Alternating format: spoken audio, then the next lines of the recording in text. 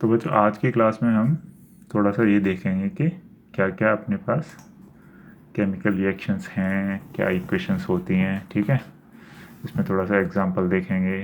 ठीक है, क्या स्टेट होता है, थोड़ा कौन कौन सी चीज़ें केमिकल रिएक्शन नहीं होती हैं जो हो सकता है तुम्हें लगे कि केमिकल रिएक्शन है। ठीक है, फिर जो होता है कि केमिकल रिएक्शन को लिखते कैसे हैं, रिएक्टेंट क्या होता है, प्रोडक्ट क्या होता है। ठीक है, अगर एक से ज़्यादा रिएक्टेंट है तो कैसे लिखना है, एक से ज़्यादा प्रोडक्ट है तो कैसे लिखना है, ये सब चीज़ें थोड़ा पढ़ेंगे। ठीक है, सिंबल्स का यूज़ कैसे करते हैं। ठीक है, वो थोड़ा सा देख लेंगे कि कैसे सिंबल्स का यूज़ करते हैं। ठीक है, उसके बाद कोई एक एग्जांपल लेके थोड़ा उसको देखें कि उस इक्वेशन जो बनाई है तुमने वो अनबैलेंस्ड है, बैलेंस्ड है, क्या है। ठीक है, यहाँ O2 क्यों लिखा है, ठीक है, O क्यों नहीं लिखा है, ठीक है, O3 क्यों नहीं लिखा है, यहाँ सिर्फ एक Mg था।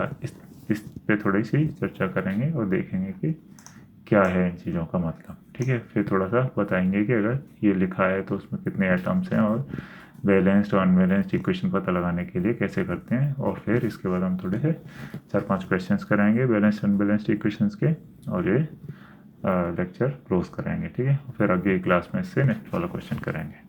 तो देखो पहली क्लास है, थोड़ा ध्यान से देखेंगे ताकि आगे जो इसकी क्लासेस होंगी उसमें तुम्हें कोई परेशानी ना हो। ठीक है, तो केमिकल रिएक्शंस एंड इक्वेशंस, चलो पहले देखते हैं कि केमिकल रिएक्शन क्या होता है। ठीक है, केमिकल रिएक्शन क्या होता है।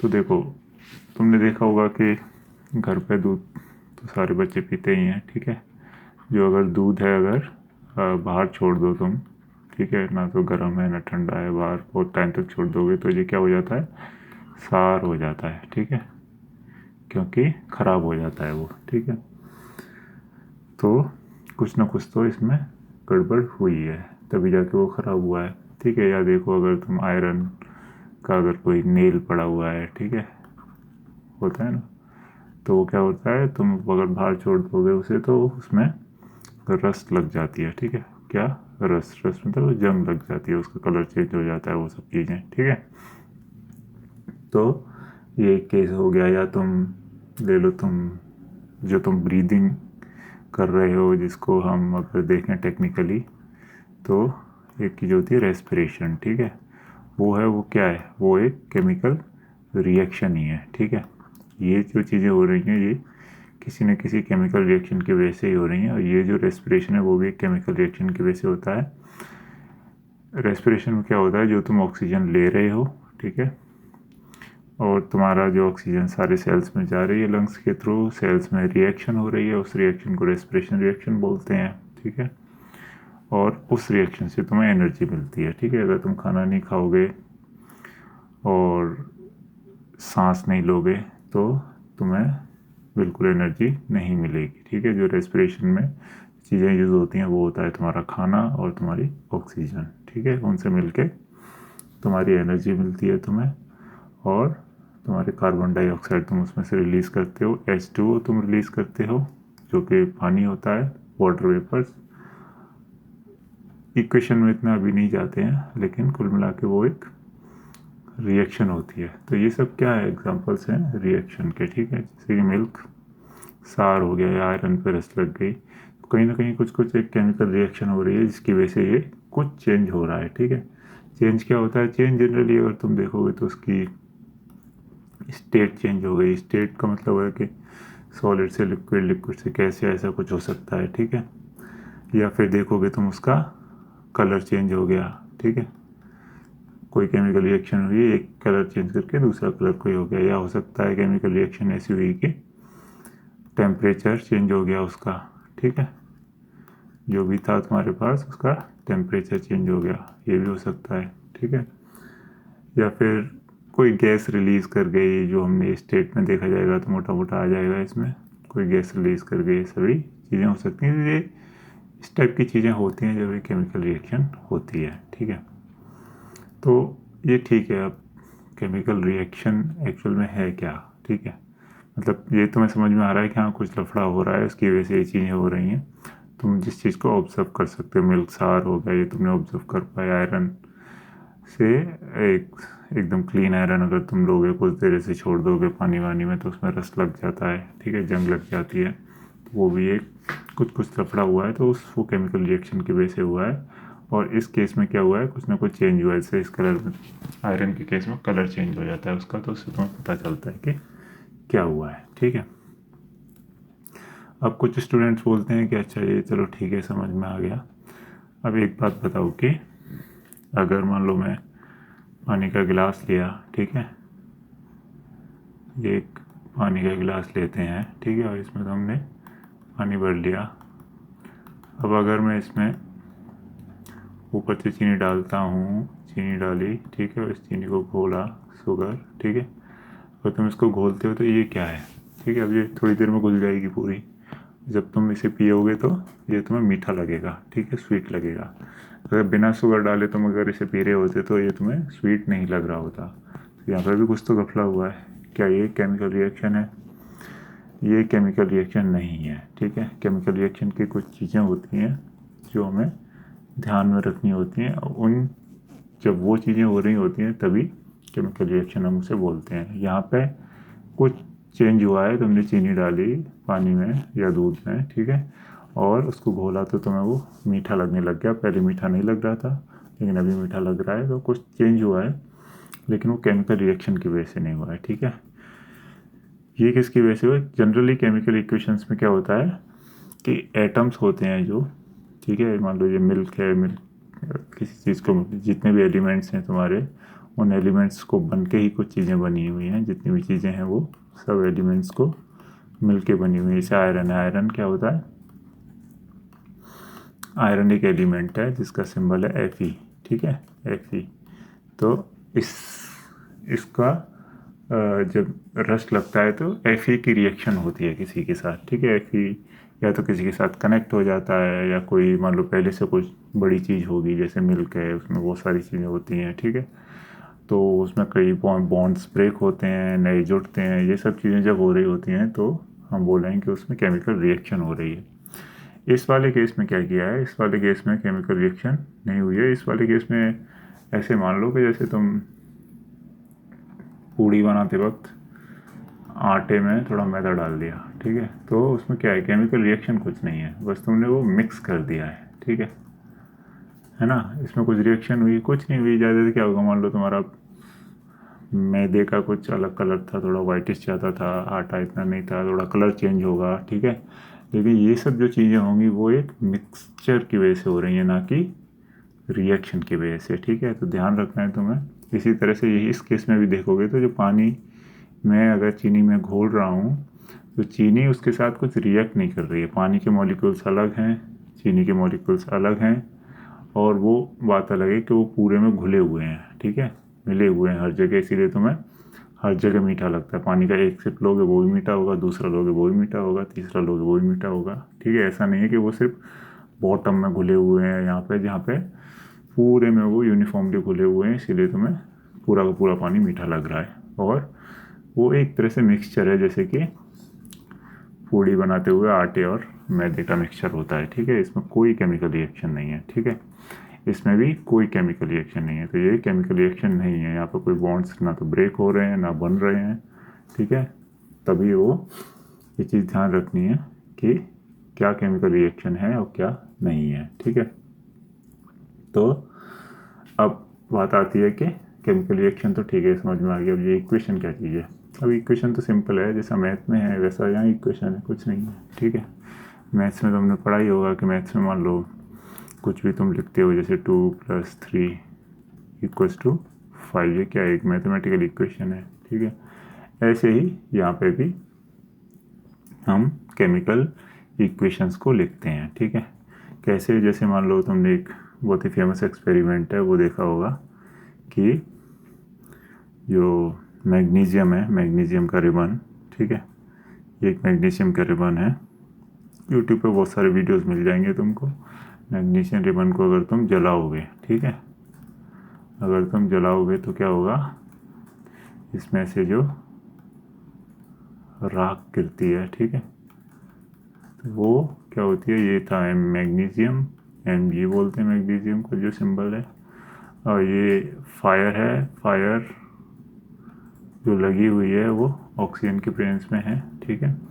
और यहाँ जो राख गिर के बनी तुम्हारी वो होती है MgO, मैग्नीशियम ऑक्साइड। ठीक है, तो स्टार्टिंग में क्या था, मैग्नीशियम था और ऑक्सीजन था, उन दोनों को मिलके MgO बन गया, मतलब मैग्नीशियम ऑक्साइड बन गया। ठीक है, जैसे कि यहाँ पे 2 था और 3 था, 2 और 3 को मिला के 5 बन गया। ठीक है, उसी तरह से इसको लिखते हैं। तो लिखने का सिंपल तरीका है इक्वेशन को, देखो अगर सबसे एकदम सिंपल फॉर्म में लिखोगे तो आप क्या करोगे, इसको लिखोगे पूरा का पूरा मैग्नीशियम, ठीक है, plus oxygen, okay, magnesium plus oxygen gives you magnesium oxide. ठीक है, ये हो गया एकदम बेसिक फॉर्म में। अगर देखोगे तो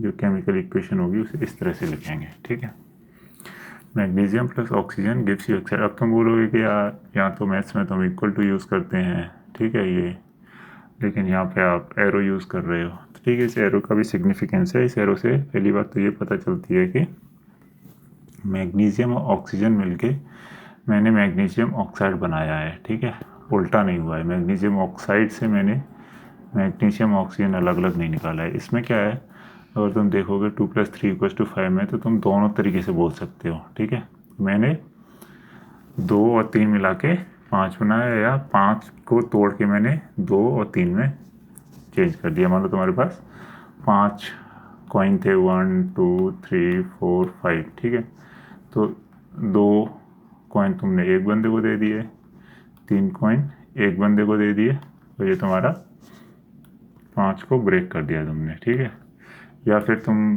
दूसरा बंदा आया कि भाई नहीं नहीं यार इनको क्यों दे दिए पैसे, इनसे फिर से वापस लो। ठीक है, इससे 3 ले लिए, इससे 2 ले लिए, तो इस पर 5 कॉइन फिर से हो गए। तो तुम कुछ भी बोल सकते हो, या बोल सकते हो 2 और 3 मिला के 5 बनाया, या 5 को ब्रेक करके 3 और 2 बनाए। ठीक है, इसीलिए इक्वल टू लगा रहे हैं हम। लेकिन यहाँ पे इक्वल टू नहीं लगा सकते, क्योंकि तुम मैग्नीशियम और ऑक्सीजन को मिला के मैग्नीशियम ऑक्साइड बना रहे हो। मैग्नीशियम ऑक्साइड को ब्रेक करके मैग्नीशियम और ऑक्सीजन अलग अलग नहीं कर रहे हो। ठीक है, इसीलिए तुम्हें यहाँ एरो दिखाना ज़रूरी होता है। और आगे चल के और भी पढ़ोगे कि दोनों तरफ के एरोज भी होते हैं, उससे पता चलता है कि क्या हो रहा है इक्वेशन में। कुछ पार्ट इधर भी हो रहा होता है, कुछ पार्ट उधर भी हो रहा होता है। तो फिलहाल तुम्हें ये सोचना है कि इन दोनों को मिलके मेरा मैग्नीशियम ऑक्साइड बन रहा है। ठीक है, जैसे हमने इस एक्सपेरिमेंट में देखा, मैग्नीशियम हमने अलग लिया था, ऑक्सीजन हमने अलग लिया था, और जब ऑक्सीजन तो एटमॉस्फेयर में ही है। ठीक है, तो जब तुमने मैग्नीशियम को जलाया तो वो ऑक्सीजन जो है उसके साथ रिएक्ट किया और MgO बना दिया। ठीक है, अब तुम बोलोगे फायर है, फायर भी तो कुछ छुआ, फायर भी तो लेंगे। फायर देखो कुछ होता नहीं है। अगर रिएक्शन के टर्म्स में देखें, केमिकल रिएक्शन के टर्म्स में, तो फायर इज़ नथिंग। फायर का मतलब है कि ऑक्सीजन की प्रेजेंस में कोई रिएक्शन हो रही है, ये मतलब होता है फायर का। ठीक है, बस ये है कि एक टेम्परेचर पे रिएक्शन होती है। ठीक है, मैग्नीशियम एक टेम्परेचर पे जब पहुंच जाएगा तभी वो बर्न करना चालू करेगा। ठीक है, अगर तुम चाहो तो अभी तुमने लाइटर से मान लो जलाया, या कैंडल लेके इसको मैग्नीशियम की रिबन को जलाया, तुम चाहो तो उसको किसी मान लो एक डब्बे में रख दिया मैग्नीशियम को। ठीक है, और उस डब्बे में मान लो कहीं से तुमने ऑक्सीजन का इंतज़ाम कर दिया है कि ऑक्सीजन है उस डब्बे में। ठीक है, और इस डब्बे में तुमने मैग्नीशियम रख दिया। अब इसका तुम टेम्परेचर बढ़ाते रहो, कोई आग नहीं लगानी। ठीक है, टेम्परेचर बढ़ाते रहोगे बढ़ाते रहोगे बढ़ाते रहोगे, तो एक टाइम ऐसा होगा कि मैग्नीशियम ऑक्सीजन दोनों मिलके मैग्नीशियम ऑक्साइड बना लेंगे। ठीक है, तो फायर एक तरह से वो फायर ही होगी। क्यों? क्योंकि फायर कुछ नहीं है, ऑक्सीजन की प्रेजेंस में किसी भी दूसरी चीज़ से रिएक्शन है। ठीक है, और वो किसी टेम्परेचर पे है। ठीक है, वो फायर है, और वो तुम्हें दिखता है ऐसे है कि हाँ ये फायर लगा हुआ है। ठीक है, उतना डिटेल में जाना है तो अच्छी बात है, लेकिन फ़िलहाल के लिए तुम ये समझो कि फायर का मतलब है कि ऑक्सीजन की प्रेजेंस में रिएक्शन, तो मतलब Mg है और O2 है। ठीक है, तो अब ये हो गया।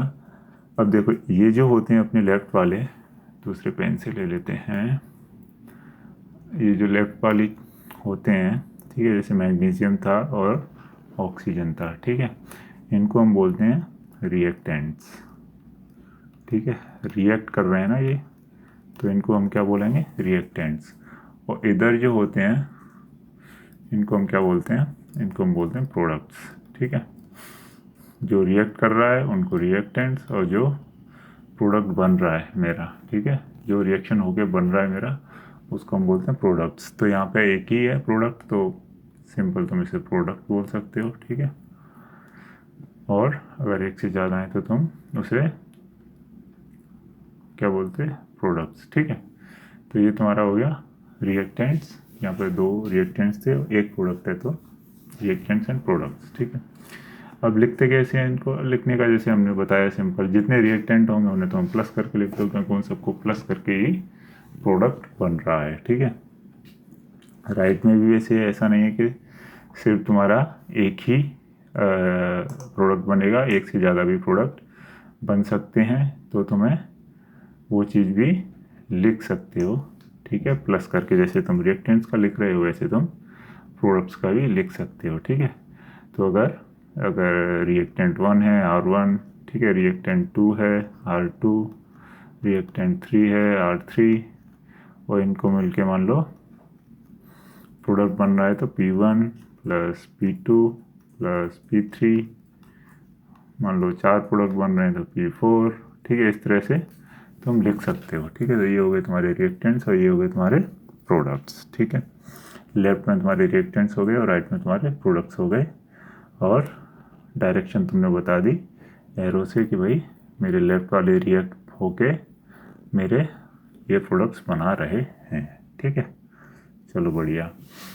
अब तुम बोलोगे कि ये जो मैग्नीशियम है प्लस ऑक्सीजन है बना के मैग्नीशियम ऑक्साइड दे रहे हैं अपने एग्जांपल में, ये बहुत बड़ा नहीं लग रहा, कुछ छोटा होता मैथ्स की तरह है, फटाफट से 2 + 3 लिखा और हो गया, ठीक है।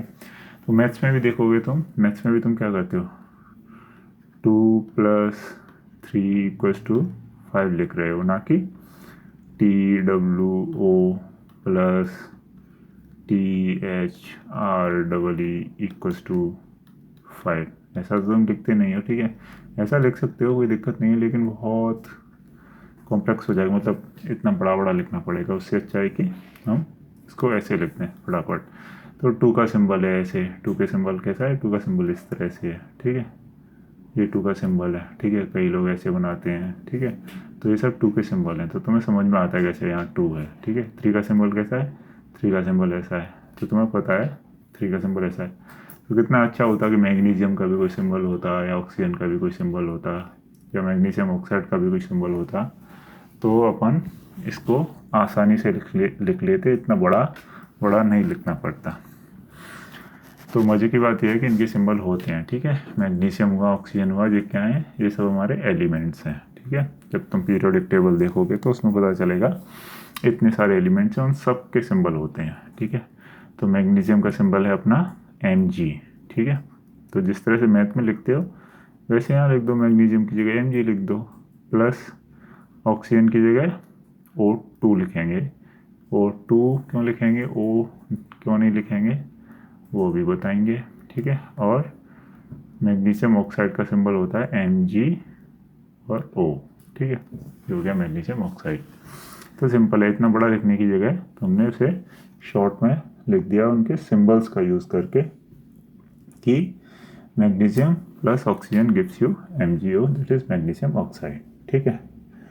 तो इससे क्या होगा कि तुम्हें इतना बड़ा नहीं लिखना पड़ेगा। चलो बहुत बढ़िया। तो अब ये बताओ, यहाँ Mg लिखा, ठीक है, मैग्नीशियम का सिंबल लिख दिया, अच्छी बात है। यहाँ O2 क्यों लिखा, ये ऑक्सीजन का सिंबल तो O होता है, ठीक है, और मैग्नीशियम ऑक्साइड का MgO लिख दिया, वो भी चलेगा, ठीक है। तो ये O2 लिखने का रीज़न ये है कि बेटा जब भी रिएक्शन हो रही है, ठीक है, तो तुम्हें ये देखना है कि वो जो है O जो है ओनली वो है ऑक्सीजन का एक एटम, ठीक है, क्या वो इस फॉर्म में होता है ऑक्सीजन, ठीक है, इज़ दिस फॉर्म अवेलेबल, ठीक है। जब भी तुम रिएक्शन हो रही है तो तुम्हें ये देखोगे कि क्या वो फॉर्म अवेलेबल है जिससे तुम रिएक्शन में यूज़ कर रहे हो, ठीक है। तो ऑक्सीजन तुम्हारी ये कहाँ से आ रही है, तुम हवा में उसका मैग्नीशियम का पत्ता लेके, ठीक है, जो मैग्नीशियम का रिबन या पत्ता कुछ भी बोल लो, हवा में लेके तुम उसे जला रहे थे, तो हवा से आ रही थी ऑक्सीजन, ठीक है। हवा में ऑक्सीजन किस फॉर्म में, हवा में ऑक्सीजन की फॉर्म में O2, ठीक है, ऑक्सीजन का मॉलिक्यूल होता है जो कि ऑक्सीजन के 2 एटम मिलके एक मॉलिक्यूल बनाते हैं, उसको हम बोलते हैं ऑक्सीजन का मॉलिक्यूल, और ये 2 मिलके रहते हैं तो उनको हम इसीलिए O2 बोलते हैं। ठीक है, अगर 3 होते तो O3 बोलते हैं। ठीक है, जो ओजोन लेयर है उसमें जो है ऑक्सीजन का फॉर्म वो है O3 का। ठीक है, इसी तरह से हमारे एटमॉस्फेयर में जो ऑक्सीजन है वो है O2 के फॉर्म में। ठीक है, O2 के फॉर्म में तो भाई जिस फॉर्म में होगी उसी फॉर्म में रिएक्ट करेगी। ठीक है, तो इसीलिए मैग्नीशियम से O2 रिएक्ट कर रहा है। ठीक है, ना कि O। ठीक है, O उस फॉर्म में है ही नहीं अपने पास, हमारे पास जो फॉर्म थी ऑक्सीजन की वो थी O2। ठीक है, अब तुम बोलोगे ये हमें कैसे पता चलेगा, तो ये तो वही है कि धीमे धीमे पता चलेगा। ठीक है, कौन सा एलिमेंट किस फॉर्म में रहता है किस में नहीं रहता है। ठीक है, जो स्टेबल फॉर्म होती है, ठीक है, स्टेबल फॉर्म होती है उसमें रहता है, तो O2 is a more stable form. ठीक है, O2 जो है वो स्टेबल फॉर्म है तो उसमें वो ऑक्सीजन रहता है। ठीक है, तो इसीलिए जब वो एटमॉस्फेयर से ऑक्सीजन ले रहा है, एटमॉस्फेयर में हम मैग्नीशियम को बर्न करते हैं, ठीक है, जलाते हैं, तो वो O2 से रिएक्ट करता है ना कि O से। इसीलिए हमने उसे लिखा Mg+O2 गिव्स यू MgO। ठीक है, बहुत बढ़िया। चलो अब एक दूसरी चीज़ आती है कि ये जो तुमने इक्वेशन लिखी है, ये लिखी है तुमने, अच्छा चलो ऐसे देखो, यहाँ पे देखो Mg कितने हैं, Mg 1 है, यहाँ पे कितने Mg हैं, यहाँ पे Mg 1 है। ठीक है, चलो अच्छी बात है। अब अगर बात करें O की, ऑक्सीजन की, तो यहाँ ऑक्सीजन कितने हैं, यहाँ लिख देते हैं 1, यहाँ लिख देते हैं 1। ठीक है, ऑक्सीजन कितने हैं, ऑक्सीजन है यहाँ पे 2, और यहाँ पे ऑक्सीजन कितना है 1।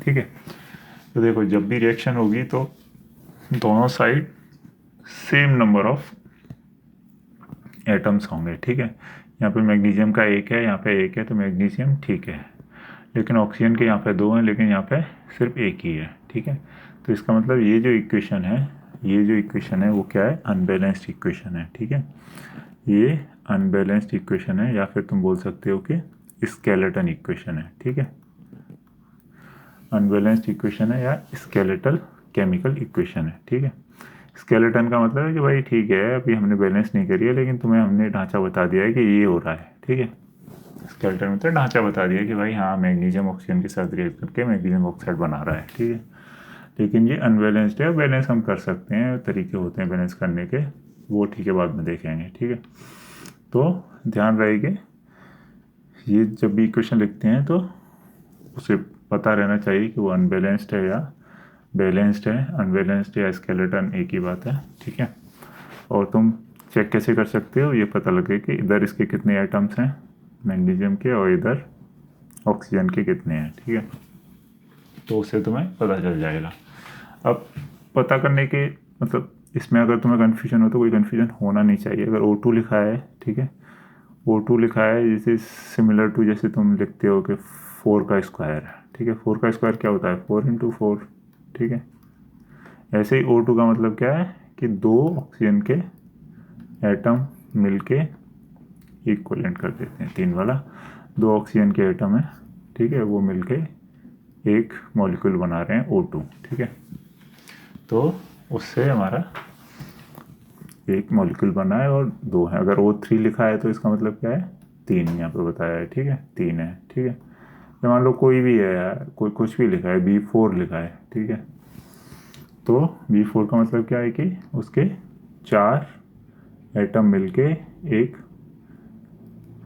मॉलिक्यूल बना रहे हैं। ठीक है, बी अब कैसे अरेंज्ड हैं ज़रूरी नहीं है कि ऐसे ही चेन में अरेंज्ड हो, कुछ भी अरेंजमेंट हो सकता है उनका, डिपेंड करता है कि भाई क्या है ये, बी ऐसे भी हो सकता है, डिपेंड करता है क्या है। ठीक है, लेकिन इतना पता है कि हाँ भाई ये चारों मिलके कुछ बनाया है इन्होंने। ठीक है, वो बात की बात है कि उनका केमिकल स्ट्रक्चर क्या है, B4 है तो ठीक है, जैसे O2 है तो ठीक है, वो मिलके एक मॉलिक्यूल बनाया है। B4 में बहुत सारे वेरिएशन है, चारों एक साथ हों या ऐसे हों, कुछ भी हो सकता है, लेकिन कुल मिला के ये है कि B4 है, 4 मिलके बनाया है, उसके 4 एटम है। ठीक है, और जब तुम बात करोगे बैलेंस करने की इक्वेशन को तो तुम्हें इसकी ज़रूरत नहीं है कि उसका स्ट्रक्चर क्या है, तुम्हें ज़रूरत है कि कितने एटम्स हैं, इस नंबर की ज़रूरत है B4। ठीक है, और अगर कुछ नहीं लिखा है, सिर्फ Mg लिखा है मान लो, तो सिर्फ Mg लिखा है तो इसका मतलब सिंपल क्या है कि वो एक ही है, Mg1 बोल दो उसे, ठीक है। 1 लिखने की जगह सिंपल उसको हमने Mg लिख दिया है, ठीक है। अब बात आती है कि और कोई वेरिएशन है जिससे कि तुम्हें पढ़ने में आसानी हो। तो हाँ, एक वेरिएशन है जो तुम सीख सकते हो कि मान लो कुछ भी लिखा है, MgO2 लिखा है मान लो, ठीक है। तो यहाँ पर अगर मैं लिख दूँ, अगर O2 की जगह 2O2 लिखा होता तो इसका क्या मतलब है? तो 2O2 का मतलब सिंपल है, ये 2 और ये 2 मल्टीप्लाई कर दो, 2 इंटू 2 इक्वल्स टू 4, तो मतलब 4 ऑक्सीजन एटम्स हैं, ठीक है, 4 ऑक्स एटम्स, ठीक है। अगर यहाँ 2O2 लिखा होता तो मतलब रिएक्टेंट्स में 4 एटम यूज़ हुए हैं ऑक्सीजन के, ठीक है। या अगर ज़्यादा होता, मान लो लेट्स से मैं लिख रहा हूँ कुछ, कोई रैंडम A2B3 लिख रहा हूँ मैं, अगर क्या A2B3 में ऐसे ही रैंडम कुछ भी A B की जगह कुछ भी हो सकता है तुम्हारा। मैं जस्ट कॉन्सेप्ट बता रहा हूँ कि A2B3 लिखा है, मान लो यहाँ 3 लिखा है, ठीक है। तो इसका मतलब क्या है कि A के कितने एटम्स हैं? 3 इंटू 6। A के कितने हैं? 6 एटम्स हैं, ठीक है। और B के कितने हैं? 3 इंटू 3 9, ठीक है। B के कितने हैं? 9 एटम्स हैं। बस इतनी चीज़ें तुम्हें पता होगी तो तुम्हें पता चल जाएगा कि तुम्हें रिएक्शन बैलेंस्ड है या फिर अनबैलेंस्ड है, क्या है, ठीक है। तो तुम्हें इन चीज़ों का ध्यान रखना है जब भी करना है। अब बैलेंस कैसे करते हैं वो चीज़ें हम नेक्स्ट क्लास में सीखेंगे, लेकिन फ़िलहाल के लिए इस तरह से तुम समझ सकते हो कि इसका बेसिक्स क्या है, क्या हो रहा है, क्या नहीं हो रहा है, ठीक है। तो ये तुम देख लो कि कहीं पर कोई कन्फ्यूजन होगा तो कमेंट करके बताएंगे, मैं थोड़ा और एक्सप्लेन करने की कोशिश करूँगा उसे। लेकिन फ़िलहाल तुम इतना समझ लो जो आज पढ़ाया है, ताकि आगे की क्लास में हमें परेशानी ना हो जब हम और थोड़ा इसके ऊपर जाएंगे तो, ठीक है। ओके, तो अब आते हैं हम इसके क्वेश्चंस पे। तो बच्चों ये हैं आपके क्वेश्चंस, ठीक है। तुम्हें क्या करना है कि तुम्हें ये बताना है कि ये जो इक्वेशंस हैं, नीचे जो इक्वेशंस दे रखी हैं वो बैलेंस्ड हैं कि अनबैलेंस्ड हैं, ठीक है। पॉज कर लो, खुद से सॉल्व करेंगे, मैं बता देता हूँ यहाँ पे क्या है, ठीक है। तो पॉज कर लो, पहले खुद से सॉल्व करेंगे फिर ये सॉल्यूशन देखेंगे, ठीक है। तो यहाँ पे देखो, यहाँ पे क्या है, H2 है, 2 हाइड्रोजन के 2 एटम्स हैं, ठीक है। इधर हाइड्रोजन के 2 एटम्स हैं, ठीक है। अब ये तुम्हें पता होना चाहिए H क्या होता है, ठीक है। पीरियोडिक टेबल देख लोगे तो तुम्हें पता चल जाएगा कि H का क्या का सिंबल है, ठीक है। अब यहाँ देखो कि ऑक्सीजन के 2 हैं, ठीक है। यहाँ क्या है, ऑक्सीजन के 2 हैं, हाइड्रोजन के 2 हैं, यहाँ पे हाइड्रोजन के 2 हैं, इधर हाइड्रोजन के 2 हैं, ऑक्सीजन के इधर 2 हैं, लेकिन ऑक्सीजन का इधर 1 है, इसका मतलब ये बैलेंस्ड नहीं है, ठीक है। Okay, now will come to next. यहाँ पे क्या है, Mg के 2 हैं, Mg के 2 हैं, इधर भी Mg के 2 हैं, ऑक्सीजन के इधर 2 हैं, ऑक्सीजन के देखो ध्यान रहे यहाँ Mg के 2 क्यों है, क्योंकि ये 2 Mg है और यहाँ 1 है। Mg के आगे यहाँ कुछ नहीं लगाया तो मतलब 1 है, तो 2 ही हो गए, 2 इंटू 1 2। इधर O2 है तो 2O2, ठीक है। यहाँ पे O है 1 और इंटू होगा 2, तो 2 इंटू 1 2, तो ऑक्सीजन के भी 2 हो गए, तो दोनों के 2 इधर हैं, दोनों के 2 इधर हैं, इसका मतलब ये बैलेंस्ड है, ठीक है। इधर देखोगे Na का कितना है, Na का इधर 1 है, लेकिन यहाँ पे Na के कितने हैं, 2, ये 2 लगा है, दोनों के आगे लगाए तो मतलब Na के 2 हो गए और इधर Cl के भी 2 हो गए, लेकिन इधर Cl के देखोगे तो इधर Cl के 2 हैं, तो यहाँ पे सिर्फ Na की वजह से ये बैलेंस नहीं रह पाई, ठीक है। ओके, यहाँ देखोगे तो C3 है, कार्बन के कितने हैं, 3, इधर देखोगे कार्बन के कितने हैं, 3C, तो 3, और ऑक्सीजन 2 है, इंटू 3 होगा तो ऑक्सीजन 6 है इधर, ठीक है। ओके, इधर आओ H कितना है, 8, H 8 है, और कहीं H है नहीं, ठीक है। इधर आओगे, इसमें H है नहीं, इसमें H है, तो 4 2 8, तो ऑक्सीजन के H के 8 हैं, हाइड्रोजन के 8 हैं। ओके, हाइड्रोजन के तो हमने इधर भी 8 किए, ठीक है।